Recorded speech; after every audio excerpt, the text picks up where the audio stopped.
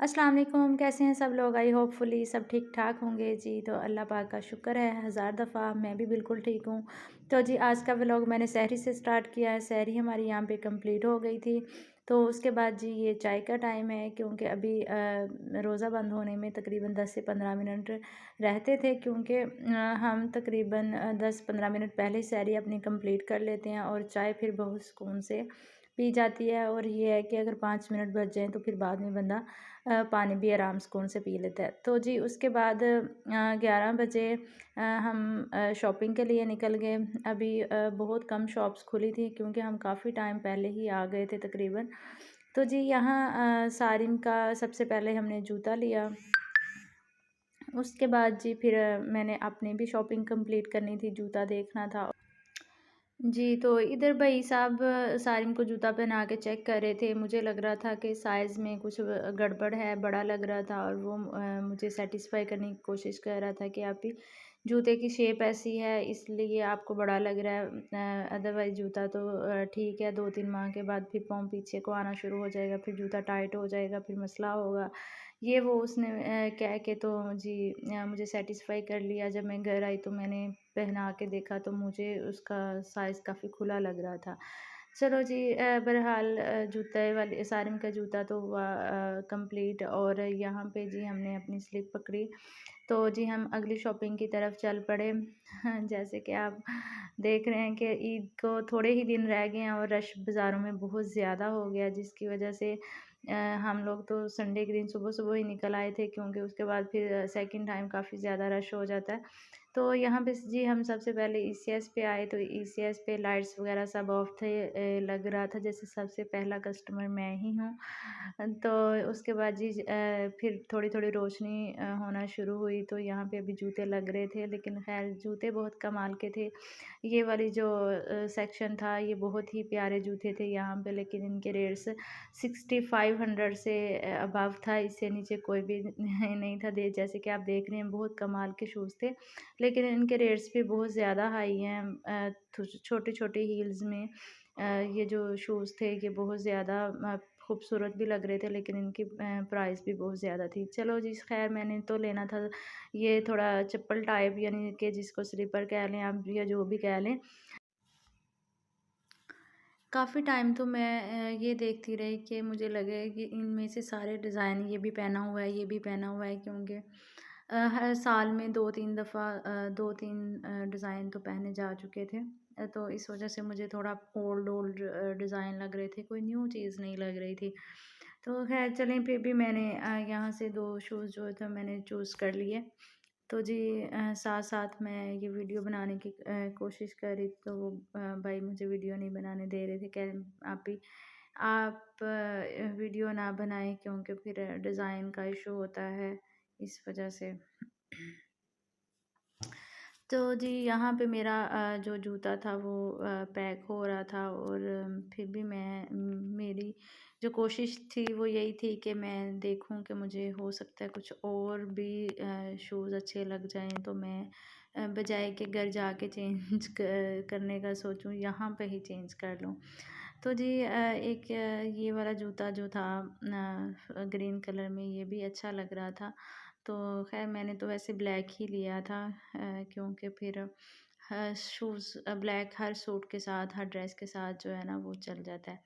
उसके बाद जी फिर मैंने लाइट्स चलें ओपन हो गई, तो फिर मैं ये जो अम्मी वाले, यानी कि थोड़ा बड़ी एज के ख़तून जैसे हमारी अम्मियाँ शूज़ पहनती हैं, मैं वो देखना शुरू हो गई कि हो सकता है इनमें से मुझे कोई और शूज़ भी अच्छा लग जाए।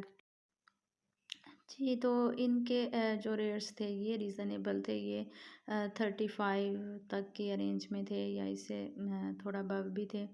उसके बाद जी फिर यहाँ पे साथ ही एक शॉप थी, वहाँ पे गेट वन गेट फ्री की ऑफ़र लगी हुई थी। तो यहाँ पे फिर मैं आई, क्योंकि सारिम के बाबा का भी जूते लेने थे।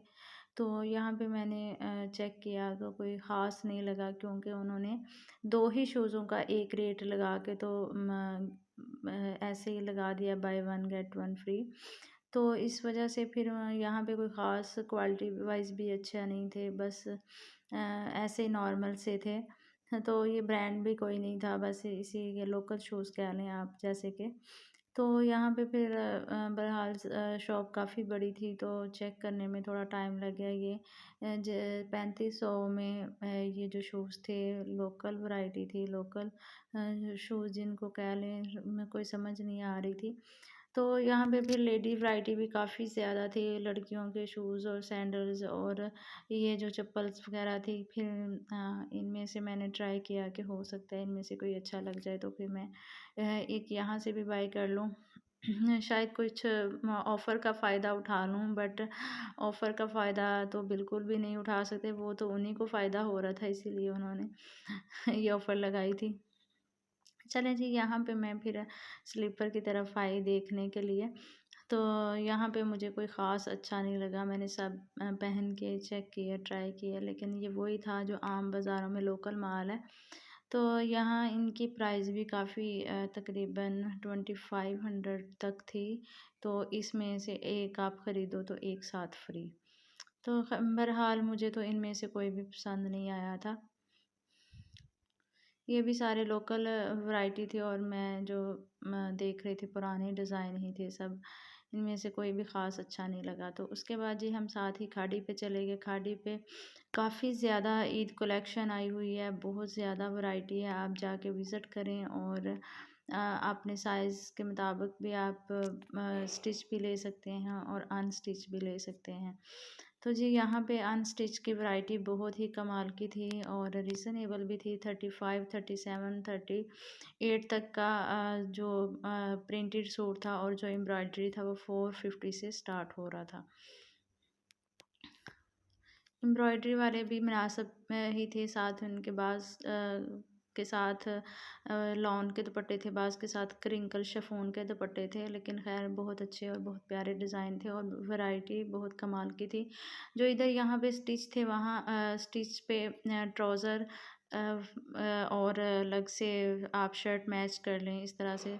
हाँ, आप पेयर बना सकते हैं, साथ दुपट्टा भी मैच कर सकते हैं, वो भी रीज़नेबल थे। 2200 2500 तक की एक शर्ट थी, और 1500 तक का एक ट्राउज़र था, जो सेम प्रिंट में था, जो आप सेम प्रिंट में मैच कर सकते हैं। तो साथ आप दुपट्टा मैच करके तो उसका फुल पेयर बना सकते हैं। तो ख़ैर यहाँ पे मुझे तो कुछ ख़ास पसंद नहीं आया था अपने लिए, क्योंकि मैंने तो ईद के लिए ड्रेस लेना था। उसके बाद फिर मैं जी सियालकोट ऑफ माल की तरफ मैं चली गई। तो यहाँ पे भी सबसे पहले मैं ईडन रोड पे गई। ईडन रोड पे मुझे नहीं समझ में आया इतना कोई ख़ास। हाँ, अपने हिसाब से ज़ाहिर-सी बात है, अपनी-अपनी चॉइस होती है। हर मौसम के हिसाब से, अपने साइज़ के हिसाब से, अपने कलर के हिसाब से आपने डिसाइड करना होता है कि आप पे कौन सा कलर सूट करेगा और कौन सा स्टाइल सूट करेगा।